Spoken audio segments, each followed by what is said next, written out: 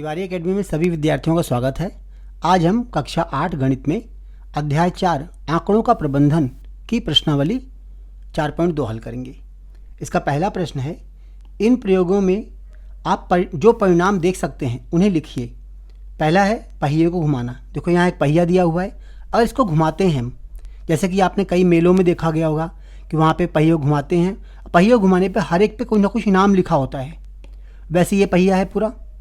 इस पहिए को अगर घुमाएंगे तो ये नीडल है, ये एरो बना हुआ है, ये कहाँ आके रुकेगा? क्योंकि नीडल तो ऐसे रुकी रहती है ना, और पहिया घूमता रहता है, तो नीडल के सामने क्या आके रुकेगा? कभी बी आए, कभी सी आए, कभी ए आएगा। तो इसमें लेकिन कुल परिणाम कितने हो सकते हैं? देखो इसमें या तो ए आ सकता है, चाहे एक बार हो चाहे दो बार, लेकिन एक ही बार आएगा ये। इस नीडल के सामने तो एक ही बार आ सकता है। या तो ए आ सकता है, या बी आ सकता है, या सी, या डी। इसके अलावा इसमें कुछ भी नहीं आ सकता। तो इसको अगर घुमाएंगे कुल परिणाम कितने होंगे? ए, बी और सी, डी, मतलब ये 4 परिणाम होंगे। ऐसे हम बी को देखते हैं, 2 सिक्कों को एक साथ उछालना। 2 सिक्कों, मान लो एक सिक्का यहाँ पे है, एक सिक्का यहाँ पे है। एक सिक्के के अंदर या तो चित आएगा या पट आएगा। चित को हम हेड कहते हैं और पट को टेल कहते हैं। देखो इसका भी हेड या टेल हो सकता है। अब मान लो कि पहले वाले इस वाले सिक्के के अंदर चित आया है और इस वाले के अंदर भी चित आया है, तो देखो ये हो सकता है ना कि एक में चित हो, दूसरे में भी चित हो।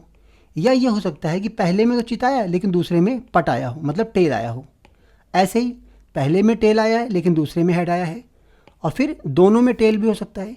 इसके अलावा इन चारों के अलावा तो कोई परिणाम नहीं हो सकता। तो ये 4 परिणाम हैं जो 2 सिक्कों को एक साथ उछालने पर प्राप्त होते हैं।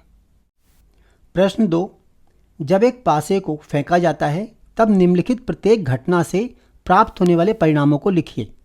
देखो जब कभी हम पासे को फेंकते हैं तो या उसमें 1 आएगा, या 2 आएगा, या 3, या 4, या 5, या 6। इन्हीं सभी संख्याओं में से, इन्हीं 6 संख्याओं में से कोई एक संख्या हो सकती है। पासा सबने देखा होगा।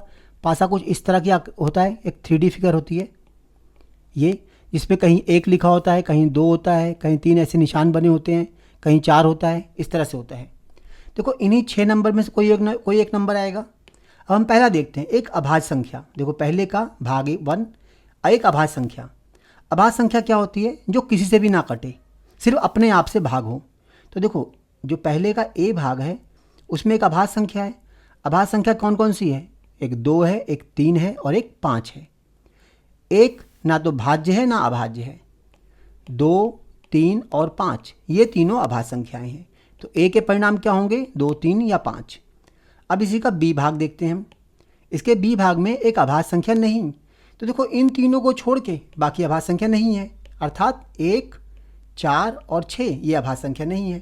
तो इस तरह से ये अभाज्य संख्या है और ये अभाज्य संख्या नहीं है। अब इसी का देखो दूसरे भाग को देखते हैं हम। दूसरे भाग में 5 से बड़ी संख्या, दूसरे भाग का ए भाग जो है 5 से बड़ी संख्या। देखो 5 से बड़ी संख्या इसमें कौन सी? इस 6 की 6 संख्याओं में सिर्फ एक ही संख्या ऐसी है ना जो 5 से बड़ी है, वो है 6। तो 5 से बड़ी संख्या केवल एक है, वो है 6। 5 से बड़ी एक संख्या नहीं जो 5 से बड़ी संख्या ना हो, अर्थात 5 या 5 से छोटी संख्या की बात कर रहे हैं। मीन्स 1, 2, 3, 4 और 5। तो ये सारे परिणाम इसके आ गए। प्रश्न 3, ज्ञात कीजिए। प्रश्न 1 में देखो, प्रश्न 1 में ये हमें दिया गया था चित्र में सूचक के डी पर रुकने की प्रायिकता। देखो डी यहाँ दिया गया है ना, अगर इस पहिए को घुमा दें हम पूरा तो ये डी पे, ये जो एरो है ये सूचक है हमारा, ये डी पर रुकेगा। इसकी क्या प्रायिकता होगी? देखो इसमें कुल परिणाम कितने हैं? कुल परिणाम देखो कितने? 1, 2, 3, 4, 5। 5 खाने टोटल हैं इसमें, तो पाँचों खाने में ये एरो कहीं भी रुक सकता है। तो देखो कुल परिणाम हमारे पास 5 हैं। अब इसमें डी कितने हैं? तो देखो डी सिर्फ 1 है। तो हमारे फेवर में जो एक ही परिणाम है वो ये, हमारे अनुकूल एक परिणाम है और कुल परिणाम 5 है। तो इसकी जो सूचक के डी पर रुकने की प्रायिकता बराबर क्या होगी? 1/5। हम कभी भी प्रायिकता निकालेंगे तो हम देखेंगे कुल परिणाम कितने हैं और हमारे अनुकूल कितने परिणाम हैं, यानी हमारे पक्ष में कितने परिणाम हैं। तो हमारे पक्ष में केवल एक परिणाम है और कुल परिणाम 5 है, अर्थात इसकी प्रायिकता या इसकी संभावना 1/5 है। अब देखते हैं दूसरे प्रश्न को, इसके दूसरे भाग को। एक अच्छी तरह फेंटी हुई 52 पत्तों वाली एक गड्डी में एक इक्का प्राप्त करने की प्रायिकता। देखो ताश के 52 पत्तों में 4 तरह के पत्ते होते हैं। दो काले होते हैं और दो लाल होते हैं। काले में एक इस तरह से हुकुम होता है, ऐसे पत्ता बना होता है, ऐसे ये हुकुम होता है। और दूसरा होता है हमारे पास चिड़ी, ऐसे ऐसे और ऐसे, इन दोनों में डंडे लगे होते हैं। और बाकी जो दो लाल होते हैं, लाल एक पान होता है ऐसे, इसमें डंडे नहीं लगे होते, और दूसरा होता है ईंट, ऐसे, इसमें डंडे। इन सभी में, सब में एक जैसे जो लिखा होता है ना, उस पर नंबर होते हैं एक जैसे होते हैं। सब में लिखा होता है A, फिर 2, 3, 4, 5, 6, 7, 8, 9, 10, फिर जैक, क्वीन और किंग, ऐसे होता है। बिल्कुल सेम ऐसे ही इनमें भी लिखा होगा A, 2, 3, और ऐसे ही पूरा जैक, क्वीन और किंग। और बिल्कुल ऐसे ही इसमें रेड में भी होता है A, यहाँ भी A, 2, 3, और यहाँ पे जैक, क्वीन और किंग, और यहाँ पे भी सेम ऐसे ही जैक, क्वीन, किंग। अब देखो 13 पत्ते ये हैं, देखो, क्योंकि 13 नंबर लिखे गए ना, एक पत्ते पे A लिखा होगा, एक पे 2, एक पे 3, ऐसे इस तरह लिखा होगा। तो देखो सब 13 पत्ते हैं, यहाँ भी 13, यहाँ भी 13, यहाँ भी 13, यहाँ भी 13, और तभी 13 चौका 52, कुल टोटल 52 पत्तों की गड्डी होती है। अब इसे पूछा गया है एक इक्का प्राप्त करने की प्रायिकता क्या होगी। देखो कुल परिणाम हमारे पास कितने हैं, कुल परिणाम इसमें 52 है, क्योंकि कुल 52 पत्ते हैं। लेकिन इक्के कितने हैं इसमें, इक्का प्राप्त करने की ना, एक इक्का प्राप्त करने की, इक्का हमारे पास देखो 4 है। एक हुकुम में है, एक चिड़ी में, एक पान में और एक ईंट में। तो 4 हमारे अनुकूल हैं और कुल परिणाम 52 है। अब इनको चाहो तो भाग कर सकते हो।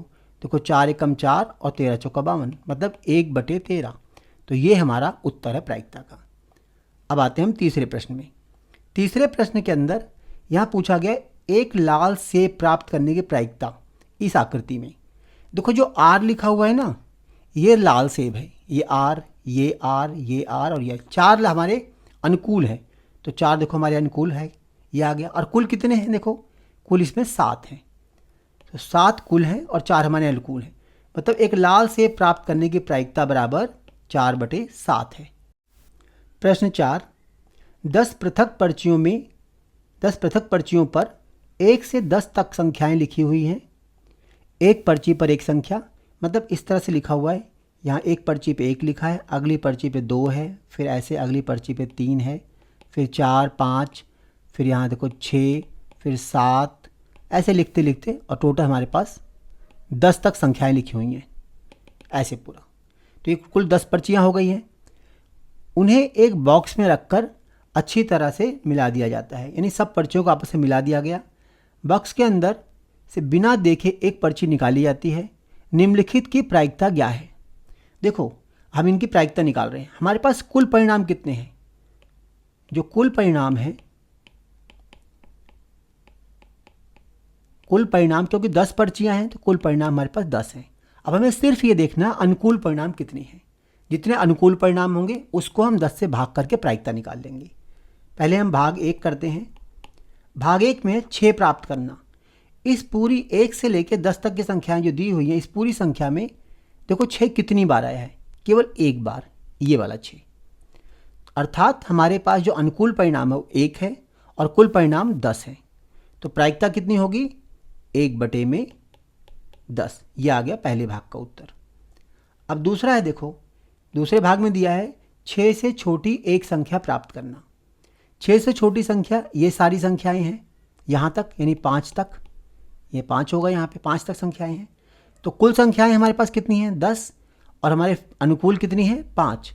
तो इसका जो दूसरे भाग का उत्तर आएगा वो आएगा 5/10, क्योंकि 5 हमारे अनुकूल हैं और इसको काट भी सकते हैं। 5 एकम 5, 5 दूनी 10, मतलब 1/2। इसकी प्रायिकता 1/2 आ जाएगी। अब आते हैं हम तीसरे भाग पे। तीसरा भाग है 6 से बड़ी एक संख्या प्राप्त करना। देखो 6 से बड़ी संख्या कौन कौन सी है, 7, 8, 9 और 10, ये 4 संख्याएं हैं। तो 4 संख्याएं हमारे अनुकूल हैं और कुल संख्याएं 10 हैं। 2 दूनी 4 और 2 पंजे 10, मतलब 2/5 इसकी प्रायिकता आ गई। और आखिर में चौथा भाग, चौथे भाग में देखा एक अंक की एक संख्या प्राप्त करना। देखो यहाँ पे 2 अंकों वाली संख्या कितनी है, सिर्फ 1, ये नंबर। बाकी सब 1 अंकों वाली संख्याएं, 1 से लेके 9 तक सभी संख्या 1 अंकों की हैं। तो हमारे अनुकूल 9 संख्याएं हैं और कुल संख्याएं 10 हैं। तो ये इसकी प्रायिकता आ गई। प्रश्न 5, यदि आपके पास 3 हरे त्रिज्याखंड, एक नीला त्रिज्याखंड और एक लाल त्रिज्याखंड वाला एक घूमने वाला पहिया है। मतलब पहिया कुछ इस तरह से है कि उसमें 5 बराबर त्रिज्याखंड दिए हुए हैं। एक त्रिज्याखंड ये हो गया हमारा 1, ये 2 हो गया, ये 3 हो गया, ये 4 और 5, 5 बराबर माप के त्रिज्याखंड है, जिनमें से 3 हरे हैं। मतलब एक त्रिज्याखंड ये वाला हमने हरा ले लिया, एक इसके साथ वाला ये हरा हो गया और एक ये हरा हो गया। तो 3 त्रिज्याखंड हरे हो गए और एक नीला है, एक इसको नीला बना दिया, ये नीला त्रिज्याखंड है और एक लाल त्रिज्याखंड है, ये वाला त्रिज्याखंड लाल है। देखो इस तरह कुल कितने हो गए, 1 2 3 4 और 5, 5 त्रिज्याखंड हो गए इसमें। एक त्रिज्याखंड प्राप्त करने की प्रायिकता क्या है? यहाँ पे कुल परिणाम कितने हमारे पास? कुल परिणाम 5 है और एक त्रिज्याखंड प्राप्त करने के लिए हमारे अनुकूल कितना है? एक त्रिज्याखंड। तो ये हो गई उसकी प्रायिकता, एक त्रिज्याखंड प्राप्त करने की प्रायिकता 1/5। आगे देखते हैं, ऐसा त्रिज्याखंड प्राप्त करने की प्रायिकता क्या है जो नीला ना हो। देखो इसमें कितने नीले हैं, ये वाला अकेला जो है एक नीला है। तो जो नीले नहीं हो कौन कौन से हैं? एक ये है, 1 2 3 और 4। तो जो नीला नहीं है उसके अनुकूल हमारे पास देखो 4 परिणाम है और कुल परिणाम 5 है। तो जो नीला नहीं हो उसकी प्रायिकता क्या होगी? 4/5। प्रश्न 6, प्रश्न 2 में दी गई घटनाओं की प्रायिकता ज्ञात कीजिए। देखो प्रश्न 2 में हमें ये दिया गया था, जब एक पासे को फेंका जाता है तो निम्नलिखित प्रत्येक घटना से प्राप्त होने वाले परिणामों को लिखिए। तो यहाँ हमें परिणाम प्राप्त करने थे और अब हमें इनकी प्रायिकता ज्ञात करनी है। पहले भाग पे आते हैं। पहला भाग ये है, पहले भाग का ए। देखो जब कभी किसी पासे को फेंकते हैं हम तो कुल परिणाम कितने होते हैं? 1 2 3 4 5 या 6। इन 6 में से ही कोई एक परिणाम मिलता है हमें, जो पासे के सबसे ऊपर होता है। यहाँ 1 हो सकता है, 2 हो सकता है, 3 हो सकता है, इसी को हम परिणाम कहते हैं। ये पूरा पासा हो गया हमारा। तो जो सबसे ऊपर होगा परिणाम होगा। तो इन सभी संख्याओं में से कोई एक ही परिणाम ऊपर आ सकता है।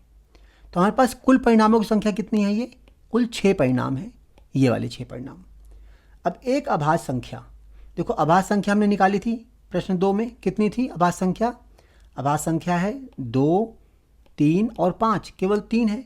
तो हमारे अनुकूल कितनी संख्या है? 3 और कुल संख्या है हमारे पास 6 है, अर्थात 3 एकम 3 3 दूनी 6। इसकी प्रायिकता आ गई 1/2। इसी का बी भाग करते हैं हम। बी भाग में एक अभाज्य संख्या नहीं।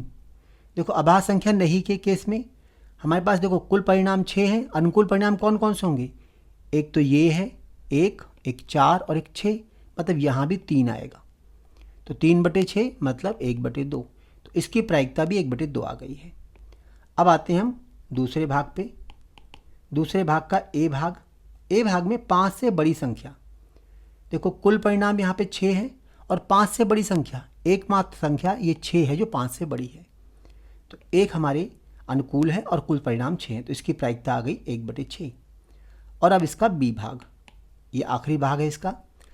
5 से बड़ी एक संख्या नहीं, मतलब 5 से बड़ी ना हो, तो 5 हो या 5 से छोटी हो, तो ये 5 संख्याएँ आ गई। तो कुल परिणाम 6 हैं और हमारे अनुकूल परिणाम 5 है, तो इसकी प्रायिकता आ गई 5/6।